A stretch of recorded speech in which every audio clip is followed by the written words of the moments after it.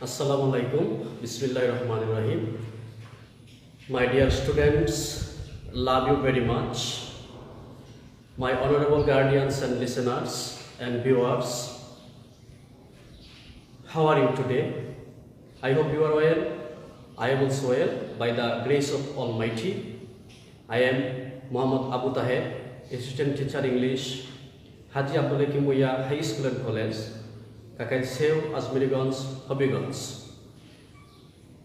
You are warmly welcome to my online class. Today I will discuss about the uses of articles by describing a passage given in the board. Today's class is very important for my students of class 7 and 8. However, আমার প্রিয় শিক্ষার্থীবৃন্দ যারা সপ্তম শ্রেণী এবং অষ্টম শ্রেণীতে তোমরা আছো, তোমাদের একটি অপশন রয়েছে গ্রামারের। ইহা সাধারণত আর্টিকেলের উপরে। আমি তোমাদের প্রিভিয়াস ক্লাসে আর্টিকেল সম্পর্কে একটি প্যাসেজ আলোচনা করেছিলাম, কোথায় কোন ধরনের আর্টিকেল বসে এই সংক্রান্ত। আজ আমি আবারও আরেকটি আর্টিকেল সংক্রান্ত প্যাসেজ নিয়ে এসেছি। আমরা এই প্যাসেজটি পরে বুঝতে পারবো কোথায় কোথায় আর্টিকেল, কোন ধরনের আর্টিকেল বসে। তো আমি আবারও আরেকটি কথা বলে রাখি, আর্টিকেলস কাকে বলে অবশ্যই তোমরা জানো। এ এন এবং দিকে আর্টিকেল বলে। আমি পূর্বে বলেছিলাম article is compared with adjective, অর্থাৎ আর্টিকেল হচ্ছে অ্যাডজেক্টিভেরই আরেকটি রূপ। তবে আর্টিকেল পদাশ্রিত নির্দেশক, আর্টিকেলের বাংলা হচ্ছে পদাশ্রিত নির্দেশক। পদাশ্রিত নির্দেশক, আর্টিকেলসের বাংলা হচ্ছে পদাশ্রিত নির্দেশক।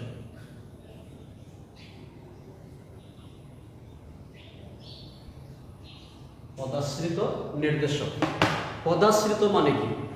আর্টিকেল অন্যান্য পার্টস অফ স্পিচের পূর্বে বসে সাধারণত ওই নাউন বা প্রোনাউনকে নির্দেশ করে, কিন্তু অ্যাডজেক্টিভ হচ্ছে এমন একটি বিশেষণ যেগুলোর কম্পারিজন রয়েছে, মানে তুলনা রয়েছে, কিন্তু আর্টিকেলের কোনো তুলনা নেই। However, let me describe the passage about articles. প্রিয় শিক্ষার্থীবৃন্দ, তোমাদের পরীক্ষাতে এভাবে একটি প্যাসেজ থাকবে এবং 10টি গ্যাপ থাকবে। Fill in the blanks with suitable articles. You should not use any article where there is no uses of any article. যেখানে কোনো প্রকারের আর্টিকেল নেই সেখানে সাধারণত আমরা ক্রস চিহ্ন ব্যবহার করব। তো আমরা দেখি এখানে কি করা যায়। যেমন ড্যাশ 16 ডিসেম্বর, 16ই ডিসেম্বর সম্পর্কে আমরা সবাই জানি ইজ হয় ড্যাশ রেড লেটার ডে। এখানে রেড লেটার ডে তোমরা অবশ্যই লিখে রাখবে। রেড লেটার ডে অর্থ হচ্ছে স্মরণীয় দিন, স্মরণীয় দিন। তো এখানে আমরা দি ব্যবহার করব, অর্থাৎ ডেফিনিট আর্টিকেল। আর্টিকেল তো দুই প্রকার, একটা হচ্ছে ডেফিনিট আর্টিকেল আর একটা হচ্ছে ইনডিফিনিট আর্টিকেল। ডেফিনিট আর্টিকেল মানে হচ্ছে সুনির্দিষ্ট পদাশ্রিত নির্দেশক। তো ডেফিনিট আর্টিকেল হচ্ছে দি এবং ইনডিফিনিট আর্টিকেল হচ্ছে এ এবং এন। তো আমরা সবাই জানি ঐতিহাসিক দিবসগুলোর পূর্বে, ঐতিহাসিক দিবসের পূর্বে আর্টিকেল দি ব্যবহৃত হয়। আমি আবারও বলছি, ঐতিহাসিক বা মেমোরেন্ডাম দিবস বা দিন, ঐতিহাসিক তারিখ, এই ঐতিহাসিক তারিখের পূর্বে সাধারণত আর্টিকেল দি ব্যবহৃত হয়। তাহলে 16ই ডিসেম্বর বাংলাদেশের একটি স্মরণীয় দিন, তাই ইহার পূর্বে আর্টিকেল দি হয়েছে। এই দিনটি কিন্তু নির্দিষ্ট, অর্থাৎ আমরা আরও জানি যে নির্দিষ্ট কোনো কিছুর পূর্বে আর্টিকেল দি হয়। তাহলে এই ঐতিহাসিক দিনটি আমাদের কাছে নির্দিষ্ট, তাই ইহার পূর্বে আর্টিকেল দি ব্যবহার করেছি। দ্য 16th ডিসেম্বর, 16ই ডিসেম্বর ইজ হয় ড্যাশ রেড লেটার ডে, স্মরণীয় দিন। এই দিনটি তো একদিনই এবং অনির্দিষ্টভাবে একদিন। এখানে নির্দিষ্ট কিন্তু স্মরণীয় দিন কিন্তু শুধু 16ই ডিসেম্বর নয়, আরো অন্যান্য স্মরণীয় দিন রয়েছে। তাই এখানে আমরা এ ব্যবহার করব, আর্টিকেল এ ব্যবহার করব। এ রেড লেটার ডে একটি স্মরণীয় দিন, অর্থাৎ 16ই ডিসেম্বর শুধু স্মরণীয় দিন নয়, এই দিনটি নির্দিষ্ট, তাই এখানে রয়েছে দি আর্টিকেল, কিন্তু স্মরণীয় দিন হিসেবে শুধু 16 ডিসেম্বর নয়, অন্যান্য দিনও রয়েছে, তাই এখানে ব্যবহার হয়েছে এ আর্টিকেল। এর রিলেটেড একটি স্মরণীয় দিন, 16 ডিসেম্বর একটি স্মরণীয় দিন। In the history of Bangladesh, বাংলাদেশের ইতিহাসে 16 ডিসেম্বর হচ্ছে একটি স্মরণীয় দিন। অন দিস ডে, ওই দিনে বা এই দিনে, উই আমরা অ্যাচিভড অর্জন করেছিলাম। তোমরা লিখে রাখতে পারো অ্যাচিভড অর্থ অর্জন করা, অর্জন করা অথবা লাভ করা। ভিক্টরি, ভিক্টরি শব্দটির অর্থ কি তোমরা অবশ্যই জানো। ভিক্টরি অর্থ স্বাধীনতা বা বিজয়। ভিক্টরি মানে বিজয়। অন দিস ডে, ওই দিনে, উই অ্যাচিভড আমরা অর্জন করেছিলাম, এই দিনে আমরা অর্জন করেছিলাম ভিক্টরি বিজয়। এট দেশ কষ্ট, এর থেকে নিয়ে অফ পর্যন্ত হচ্ছে একটি প্রিপজিশনাল ফ্রেজ। আমরা জানি ফ্রেজের কোনো পরিবর্তন হয় না, তাই যেখানে যে ওয়ার্ড রয়েছে এই ওয়ার্ডটি বসাতে হবে। এট দা কষ্ট, কষ্টের পূর্বে এখানে দি ব্যবহৃত হবে, আর্টিকেল হবে দি। এট দা কষ্ট, ইহার বাংলা হচ্ছে বিনিময়ে। তোমরা লিখো এট দা কষ্ট, একই সাথে লিখো এট দা কষ্ট বিনিময়ে ড্যাশ ব্লাডি ব্যাটল, এ ব্লাডি ব্যাটল একটি রক্তক্ষয়ী সংঘর্ষ। এখানে এ হবে, অর্থাৎ রক্তক্ষয়ী সংঘর্ষ পৃথিবীতে অনেক হয়েছিল। আমাদের 16 ডিসেম্বরের দিনটিও বা ওই যে দিনটির পূর্বে যে আমরা অনেকগুলো যুদ্ধ করেছি, ইহাকে অনির্দিষ্টভাবে এ বলা হয়েছে। অর্থাৎ এ ব্লাডি ব্যাটল একটি রক্তক্ষয়ী সংঘর্ষের বিনিময়ে। অন দিস ডে, এই দিনে, উই অ্যাচিভড আমরা অর্জন করেছিলাম ভিক্টরি বিজয়। এট দ্য কস্ট অফ বিনিময়ে এ ব্লাডি ব্যাটল একটি রক্তক্ষয়ী সংঘর্ষ। এ ব্লাডি ব্যাটল রক্তক্ষয়ী, ব্যাটল মানে যুদ্ধ, এ ব্লাডি ব্যাটল। আর এখানে কি ব্যবহৃত হয়েছে এট দ্য কস্ট অফ, ফ্রেজের শব্দ সুনির্দিষ্ট শব্দ রূপে, আর এখানে হচ্ছে অনির্দিষ্ট রূপে একটি যুদ্ধ। Bangladesh came into being, Bangladesh হয়েছিল। Bangladesh came into being, Bangladesh হয়েছিল এস হিসেবে দেশ ইন্ডিপেন্ডেন্ট কান্ট্রি। ইন্ডিপেন্ডেন্ট কান্ট্রি অর্থ কি স্বাধীন দেশ, আমরা সবাই জানি। এবং ইন্ডিপেন্ডেন্ট ইহার পূর্বে বা প্রথম লেটারটি হচ্ছে ভাওয়েল, আমরা জানি ভাওয়েলের পূর্বে এন ব্যবহৃত হয়। এজ এন ইন্ডিপেন্ডেন্ট কান্ট্রি, এখানে অনির্দিষ্টভাবে ইন্ডিপেন্ডেন্ট আর্টিকেল এন হয়েছে।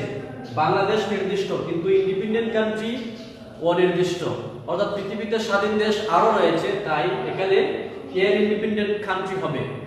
Bangladesh came into being, Bangladesh হয়েছিল এজ এন ইন্ডিপেন্ডেন্ট কান্ট্রি একটি স্বাধীন দেশ হিসেবে বাংলাদেশের জন্ম হয়েছিল। কেম ইনটু জন্ম হয়েছিল, অর্থাৎ আবির্ভূত হয়েছিল, আবির্ভাব হয়েছিল। কেম ইনটু আবির্ভাব।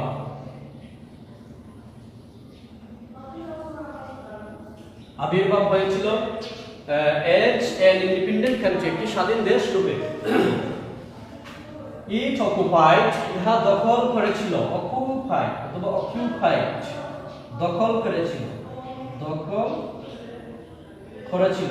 এ প্লেস একটি জায়গা, একটি স্থান। ইন দ্য ওয়ার্ল্ড ম্যাপ, আমরা জানি ওয়ার্ল্ডের পূর্বে দিবসে, অর্থাৎ পৃথিবীর পূর্বে বা বিশ্বের পূর্বে দিবসে মহাকাশে যতগুলো গ্রহ উপগ্রহ রয়েছে, প্রত্যেকটি গ্রহ উপগ্রহের পূর্বে আর্টিকেল দিবসে, তাই ওয়ার্ল্ডের পূর্বেও আর্টিকেল দিবসে। যেহেতু ওয়ার্ল্ডের পূর্বে একটি আর্টিকেল রয়েছে, ইহার পর আর কোনো আর্টিকেল হবে না। অর্থাৎ ইহা এমন একটি ফ্রেজ, ইহা একটি মাত্র ফ্রেজ। দ্য ওয়ার্ল্ড ম্যাপ, বিশ্ব মানচিত্র।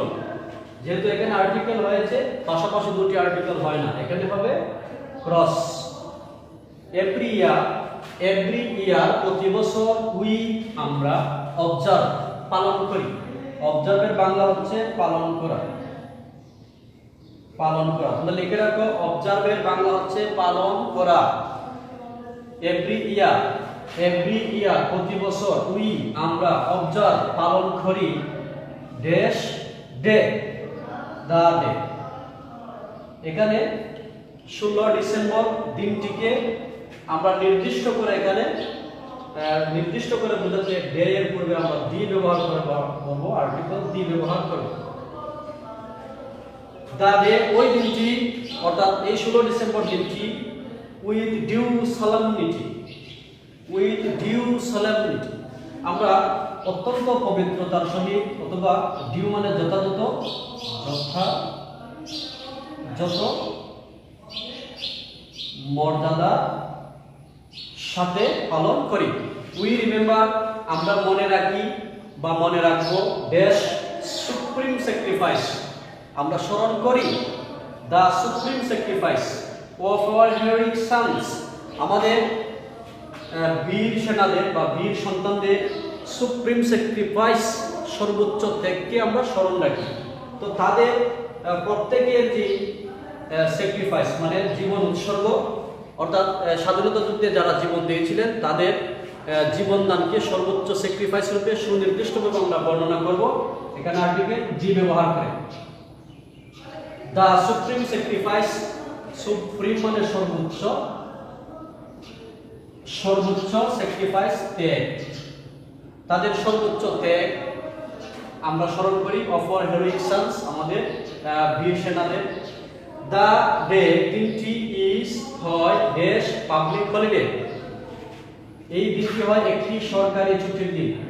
এখানে এ হবে ইন্ডিপেন্ডেন্ট আর্টিকেল, এ হবে দা ডে দিনটি ইজ হয় এ পাবলিক হলিডে, একটি সরকারি ছুটির দিন। পাবলিক হলিডে মানে কি? সরকারি ছুটি, সরকারি ছুটি। এ পাবলিক হলিডে সরকারি ছুটির দিন। আমরা কেন এখানে এ ব্যবহার করেছি? পাবলিক হলিডে এই দিনটা হচ্ছে এখানে ডে, এই ডে অর্থ দিন, ইহার পূর্বে রয়েছে দি, দি মানে এই দিনটিকে সুনির্দিষ্ট করে বোঝাতে, অর্থাৎ 16 ডিসেম্বরকে সুনির্দিষ্ট করে বোঝাতে ডে এর পূর্বে দি ব্যবহৃত হয়েছে। কিন্তু পাবলিক হলিডে সরকারি ছুটির দিন, এখানে কেন এই ব্যবহার করা হয়েছে? এটা কিন্তু অনির্দিষ্ট, অর্থাৎ এই দিনটি নির্দিষ্ট কিন্তু সরকারি ছুটির দিন শুধু মাত্র 16 ডিসেম্বর নয়, আরো অন্যান্য দিন রয়েছে। তাই এখানে অনির্দিষ্টভাবে এই আর্টিকেল ব্যবহার করা হয়েছে, মানে অনেকগুলোর মধ্যে একটি 16 ডিসেম্বর হচ্ছে সরকারি ছুটির দিন। আবারও দা ডে মানে ওই 16 ডিসেম্বর দিনটি বিগিনস শুরু হয় উইথ গানশট। গানশট মানে কি? কুচকাওয়া আছে যে গান ফায়ার, মানে বন্দুকের ফায়ারের মাধ্যমে দিনটি শুরু হয়। ইহা সাধারণত ন্যাশনাল প্যারেড গ্রাউন্ডে, ঢাকাতে সেনানিবাসে ইহা জাতীয় প্যারেড গ্রাউন্ডে পালন করা হয় গানশটের মাধ্যমে, অর্থাৎ বন্দুকের ফায়ারের মাধ্যমে দিনটি শুরু হয়। দা ন্যাশনাল ফ্ল্যাগ, দা ন্যাশনাল ফ্ল্যাগ মানে জাতীয় পতাকা, ন্যাশনাল ফ্ল্যাগ অর্থ জাতীয় পতাকা। তোমরা লিখে রাখো যারা জানো না, জাতীয় পতাকা। দা ন্যাশনাল ফ্ল্যাগ জাতীয় পতাকা ইজ হোয়েস্টেড, হোয়েস্টেড মানে টাঙ্গানো হয়, টাঙ্গানো। এটা কিন্তু একটি প্যাসিভ ভয়েস, ইজ হোয়েস্টেড, পতাকা নিজে নিজে উঠতে পারে না, কোনো না কোনো ভাবে, মানে কোনো মানুষ ইহাকে টাঙ্গায়, অর্থাৎ আমরা ইহাকে টাঙ্গাই বা তুলি। দা ন্যাশনাল ফ্ল্যাগ জাতীয় পতাকা ইজ হোয়েস্টেড উত্তোলিত হয়, টাঙ্গানো হয় on dash top of the each house, বাংলাদেশের প্রত্যেকটি বাড়িকে সুনির্দিষ্ট করতে বা প্রত্যেকটি বাড়ির উঁচু জায়গা, উঁচু স্থান বা টপ লেভেল বোঝাতে সাধারণত এখানে দি ব্যবহৃত হবে। The top of the each house, top মানে উচ্চ স্থানে, অর্থাৎ ওই দিনটিতে জাতীয় পতাকা উড়ানো হয়, টাঙানো হয়। কোথায় কোথায়? বাংলাদেশের প্রত্যেকটি বাড়িতে। তো মাই ডিয়ার স্টুডেন্টস, তোমরা অবশ্যই বুঝতে পেরেছো যে আমরা কোন কোন ক্ষেত্রে আর্টিকেল ব্যবহার করব, কোন ধরনের আর্টিকেল। আমরা বারবার প্র্যাকটিসের মাধ্যমে কিন্তু অনেকগুলো শিখতে পারি। আমি আরো অনেক ক্লাসে বলেছি যে practice makes a man perfect, গাইতে গাইতে গায়েন, বাইতে বাইতে বায়েন। আমরা যত প্র্যাকটিস করব ততই শিখব। তো আমার এই ক্লাসের মধ্যে শুধুমাত্র তোমাদের মনোযোগ না দিয়ে তোমরা এটাকে মডেল হিসেবে নিয়ে তোমরা বাড়িতেও প্র্যাকটিস করবে, যাতে তোমরা আরো বেটার প্রিপারেশন নিতে পারো এবং শিখতে পারো। তো প্রিয় শিক্ষার্থীবৃন্দ, তোমাদের সবাইকে আমার পরবর্তী অনলাইন ক্লাসে আমন্ত্রণ জানাবো।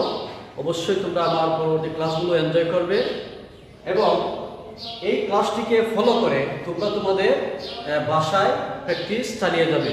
সবাইকে সবার দীর্ঘ সুস্থ জীবন কামনা করে আমি আজকের মধ্যে এখানে বিদায় দিচ্ছি। আল্লাহ হাফিজ।